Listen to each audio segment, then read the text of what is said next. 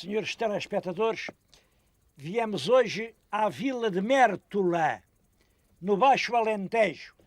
Aquilo é um grupo de exploradores que estão aqui a trazer à luz do dia a Mértola muçulmana. Vê-se claramente aqui as casas atrás de mim, acho que vêem um pequeno poço, era o tanque de uma vivenda. Certamente viveria aqui uma família em paz. Faz agora 1000 anos. Estamos em 1999. Ora bem, no ano de 999, os muçulmanos viviam aqui em paz. Antes deles, tinham cá estado também em paz os romanos. E do mesmo modo que estes jovens levantaram a camada superficial e mostraram a Mértola muçulmana, mais além levantaram a Mértola muçulmana e vê-se a Mértola romana, a Mértola de há 2000 anos.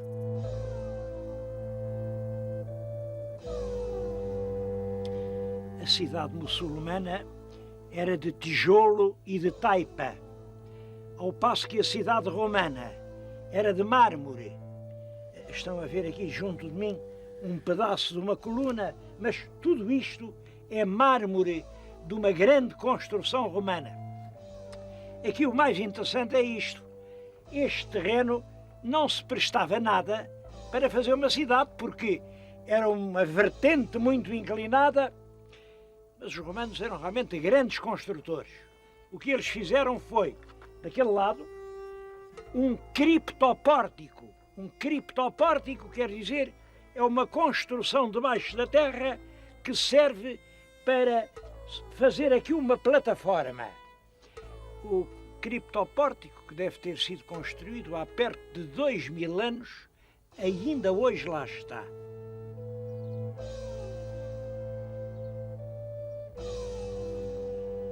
É de facto um monumento impressionante.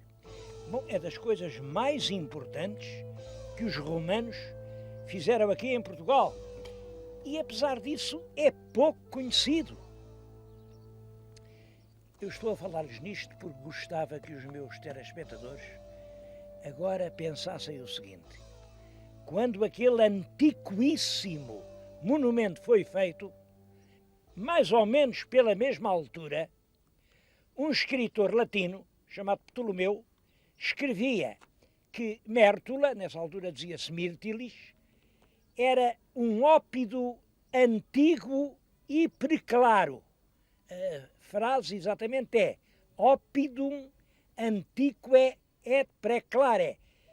Antigo e preclaro, quer dizer, era uma cidade já antiga e muito ilustre. Porque é que Mértola, esta Mértola, onde hoje quase ninguém vem, há 2000 anos era muito ilustre. Bom, eu queria, estou aqui no alto, já viram, estou no alto do castelo de Mértola, vem ali um rio, é o rio Guadiana, e queria indicar as razões que, em minha opinião, fizeram de Mértola uma cidade ilustre. Essas razões foram 3. É claro, a primeira foi esta, foi o rio. Um rio, os rios eram as autoestradas da altura. Uma pessoa põe-se aqui de um barco e chega lá abaixo, a Vila Real de Santo António, e entra o Atlântico. Portanto, isto estava ligado por uma autoestrada ao mar. Bom, e de Vila Real podia entrar no Mediterrâneo, podia chegar à Espanha, à Itália, à Grécia. Segunda razão, aqui por entre estes montes há muito metal, há cobre. O meu telespectador, se olhar com atenção, vê ali, claro, uma estrada moderna, mas ao lado serpenteia um caminho antigo. O caminho leva-nos até às minas de São Domingos, de onde os romanos extraíram milhares de toneladas de cobre. Era com o cobre que se fabricava o bronze, e o bronze era nessa altura o metal por excelência. A terceira razão, bom, a terceira razão era a terra. A terra. Estas terras foram ocupadas, estas terras deram trigo, deram vinho, tinham oliveiras, davam azeite, tinham rebanhos e tinham gados.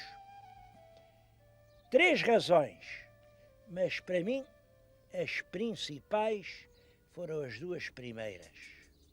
Ricas jazidas de metal e uma bela autoestrada para as exportar.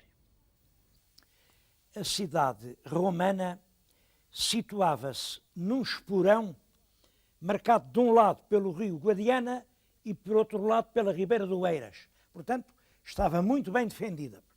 E uma coisa curiosa, é aproximadamente no espaço onde hoje está Mértola que estava a povoação romana.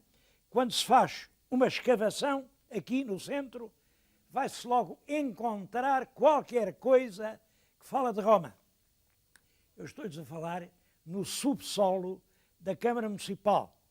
A Câmara, aqui há poucos anos, precisou de fazer umas obras para se ampliar. Naturalmente, fizeram umas escavações e vieram logo dar com uma série de muros de uma casa romana. Bom, em vez de entulharem, conservaram o local, trouxeram para aqui outras relíquias romanas e fizeram aqui uma pequena recordação do que seria a Mértola romana. Como veem, ainda há muita coisa bonita, há capitéis lindíssimos. Há aquela estátua, bom, é uma das muitas estátuas. No século XVIII houve a notícia de aparecerem aqui 7. Claro, mas essas coisas aparecem e naturalmente desaparecem rapidamente. Em todo caso, o que aqui está documenta uma cidade importante. Esta cidade acaba com a vinda dos bárbaros, passaram por aqui os vândalos, certamente. Os vândalos foram para o norte da África, devem ter passado por aqui, mas poucos anos depois, a cidade estava outra vez viva. Os bárbaros passam por aqui no século IV. Ora bem, no século V já havia aqui uma igreja cristã. Estão a ver o que resta dela. É uma pequena parte que os arqueólogos resolveram conservar assim mesmo para o futuro. Ainda lá tem lápides.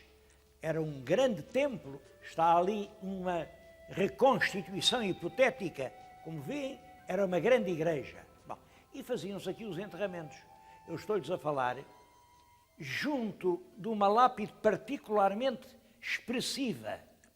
Tem aqui o X e o P. Isto quer dizer Cristo, em grego. Cristo, e aqui um alfa, e aqui um ômega. Cristo é o princípio e o fim de tudo. Bom, depois aqui o que diz é que um Andréas, que era o principal cantor da Sacrossanta Igreja de Mirtília, viveu anos 36, também não viveu muito, 36 anos. Bom, e está aqui enterrado. Ora, isto é do ano de 563, no século VI. Era aqui uma basílica paleocristã extremamente importante. Isto deu imensas lápides assim tão importantes como esta. Eu recordo-me de aqui há anos ter visto no Museu de Belém uma grande pedra levada daqui que tinha a invenção do sinal da cruz. Começava por estas palavras, flecte geno, quer dizer, joelha-te. E se tiveres ainda o pavor dos vãos fantasmas, os vãos fantasmas eram os deuses do paganismo, tu faz o sinal da cruz na tua cabeça, na tua boca e no teu peito. Uns anos depois voltei lá, perguntei pela pedra e já não consegui vê-la. Oxalá que essa pedra ainda exista. Mas eu tenho de fazer aqui um parênteses. Estou a falar de necrópolis. Bom, necrópole é um palavrão difícil. Necrópole. Isso é muito simples, quer dizer cemitério. Apenas cemitério. Onde se enterram os mortos. Ora bem, Aqui em Mértola há um exemplo extremamente notável de aproveitamento do cemitério como instrumento educativo. Eu estou aqui, já viram à minha volta, há covas, estão talhadas na rocha, não sei quantas veem, mas uma, duas, três, aqui à minha volta há 80. Em toda esta margem eram 300. Bom, e aproveitaram este, que é um campo, na margem do Guadiana, para fazer uma escola secundária. Bom, e aí, duas opiniões. Faz-se a escola, arrasa-se o cemitério, outra opinião. O cemitério é muito importante, não se faz a escola e o cemitério é que se restaura. Bom, triunfou a terceira opinião, que era a opinião certa. Faz-se a escola e respeita-se o cemitério. Estão a ver o cemitério?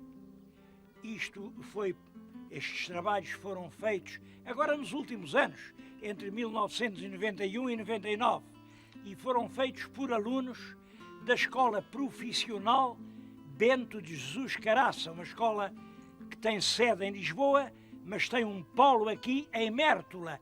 E é uma escola que prepara técnicos para o turismo, para a arqueologia, para fazer estas coisas, e para a defesa do património. Portanto, técnicos preciosos. Essa gente trabalhou aqui. Hoje, a antiga necrópole está em grande parte à vista. Os estudantes da escola, todos os dias, veem, aprendem, perguntam. Aqui, na própria necrópole, nasceu em tempos, no século XVI, acho eu, uma capelinha de São Sebastião. Também foi reedificada, está lá. Lá se explica o que era tudo isto e é uma lição permanente. Uma lição não é só para os alunos, é para nós todos. Há sempre uma maneira de conciliar o passado com o futuro. É claro que aquele período paleocristão acaba com a vinda dos mouros, todos sabem, no ano 711, os mouros passam o Estreito de Gibraltar e ocupam praticamente toda a península. Estiveram aqui mais de 500 anos, cerca de 530 anos. Bom, como podem calcular, ficaram aqui imensos vestígios do tempo deles. E vestígios notáveis. Eu estou-lhes a falar justamente aqui no núcleo islâmico. Tenho no meu colo uma peça que é uma beleza. Isto é uma talha almohada. É do período final do domínio sarraceno. Esta peça pode ser do século XII, mas vejam como isto é bonito, tudo lavrado, cuidadosamente. É claro, há muitas outras peças. Esta altura não é a melhor para vir mostrar as antiguidades de Mértola, porque elas estão quase todas em Lisboa. Está agora a funcionar no Museu Arqueológico de Belém uma exposição interessante, Portugal Islâmico, os últimos sinais do Mediterrâneo. Essa exposição tem lá 200 peças idas aqui de Mértola. Acho que a exposição vai estar aberta até setembro e o meu telespectador, se puder, vá lá. Vá lá, porque ali sim aprende-se muito.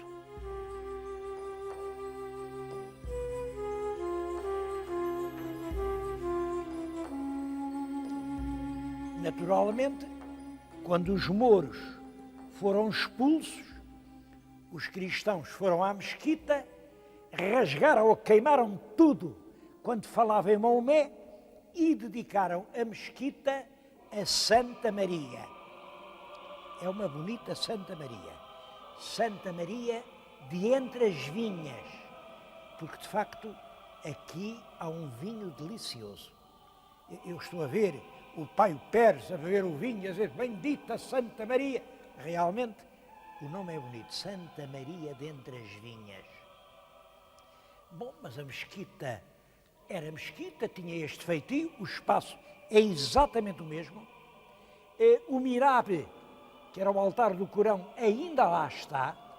Ali se lia o Corão e ali se lê hoje o Evangelho. Bom, é claro que houve muitas obras, estas ogivas que veem já são manuelinas, mas há uma coisa curiosa.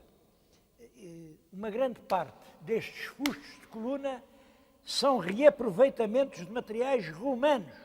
Eram de deuses romanos, templos erguidos a deuses romanos. Há ali 2 capitéis coríntios que são também de templos romanos. E isto é muito curioso. Pedras de há 2000 anos que servem numa igreja de agora. Quer isto dizer que os tempos mudaram, mas Deus continua.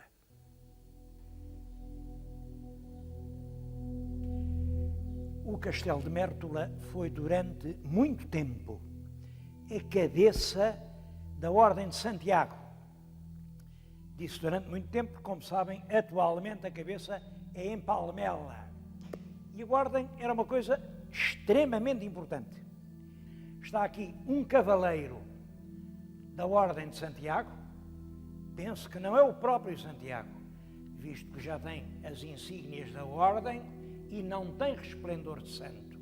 Está um cavaleiro que está a proteger este pobre homem que está ferido, vai seminu e estava a ser atacado por estes marotos. Eram os bandidos do caminho que lhe saltaram ao caminho e estavam realmente a persegui-lo. De facto, a Ordem de Santiago fundou-se para proteger os peregrinos de Santiago de Compostela. Rapidamente se instalou em Portugal e instalou-se com muito êxito, porque ao contrário dos templários, os reis tiveram medo deles e ficaram ali, não os ajudaram mais. Mas estes cavaleiros, os reis davam-lhes tudo. Quando chegámos aí ao século XIV, eles eram donos de 47 vilas em Portugal. 47 vilas. E não pensem que eram assim umas vilazitas sem... Não. Algumas eram tão importantes, olhem como Palmela, Alcácer do Sal, Sesimbra, Aljustrel, Ferreira do Alentejo, Ourique, esta Mértola, Ayamonte, Tavira, tudo isso pertencia aos Cavaleiros de Santiago. Era realmente o Reino do Sul que estava em grande parte nas mãos deles. Este quadro tem este interesse, é o único que eu conheço, que representa um Santiago que não está propriamente numa batalha, está a proteger este perseguido, que já está ferido e magoado, e está a protegê-lo do ataque dos mouros. É claro que os mouros, os maus usam turbantes, ou são como estes um turco, ou são negros. Os maus são sempre os outros. É, portanto, com toda a razão que Mértola usa o título de Vila-Museu. Bom, e não posso deixar de fazer um comentário de grande aplauso à ação cultural que está a ser desenvolvida.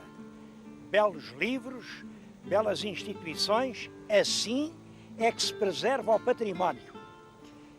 Bom, mas Mértola não é só história, é também paisagem. A paisagem é muito bonita, realmente essas charnecas douradas, essas planícies coleantes, este vale do Guadiana, tudo isso é bonito, mas uma das características da paisagem no Baixo Alentejo eram os montes.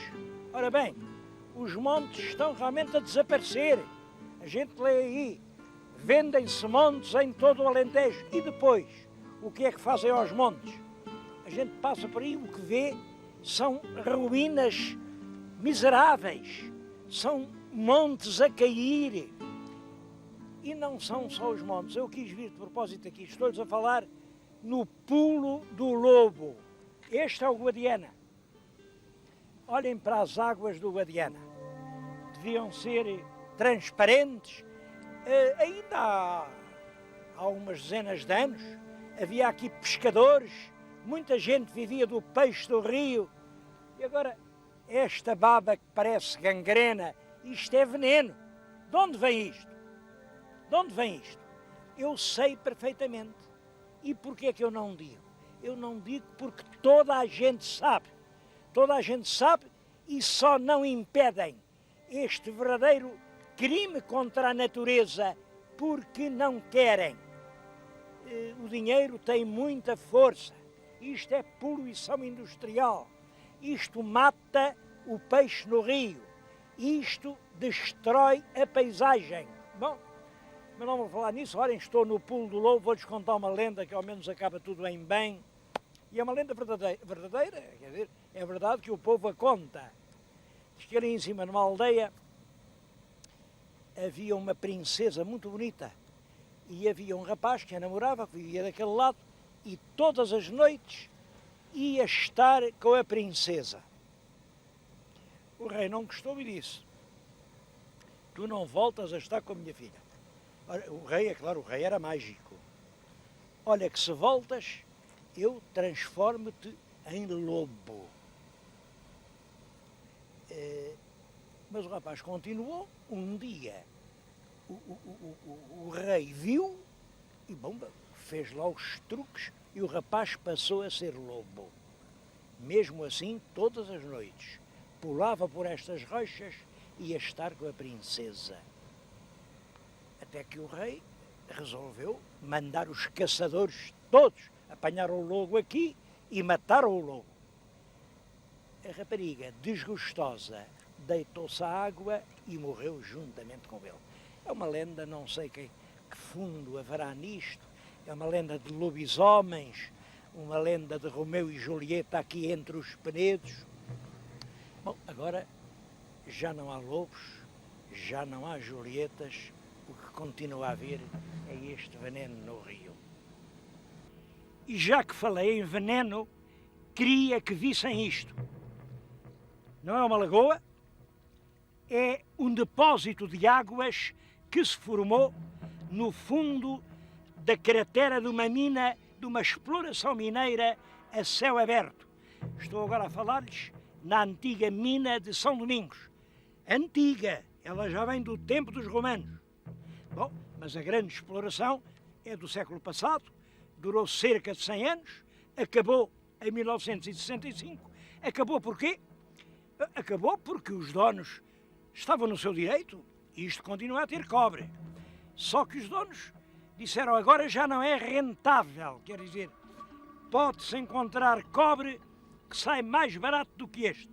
Foram-se embora, ficou esta imensa cicatriz. Reparem lá embaixo, aquelas águas são vermelhas, são cor do sangue. Aquilo também é veneno. Ali não há uma flor, não há uma planta sequer. Quem beber daquela água fica envenenado. E não é só a lagoa, é toda a povoação. Povoação que era, há uns anos, a mais alegre povoação do Baixo Alentejo. Tinha 6.000 habitantes, era uma festa permanente. Bom, ela agora continua viva, simpática, carinhosa, bem acolhedora, mas é uma triste imagem daquilo que foi outrora. Porquê é que eu falo nisto? Eu bem sei, a empresa agiu conforme o direito, ninguém faz milagres, o buraco está aqui, acho que ninguém o vai tapar. Bom, o que acontece é que há, nesta altura, muitas empresas a instalar-se em regiões onde fazem nascer povoados. De repente as empresas dizem, já não é rentável, agora vamos embora. E os povoados ficam como aldeias fantasmas a agonizar lentamente. Falo nestes problemas porque são questões que seriam fáceis de prevenir, mas que são impossíveis de remediar.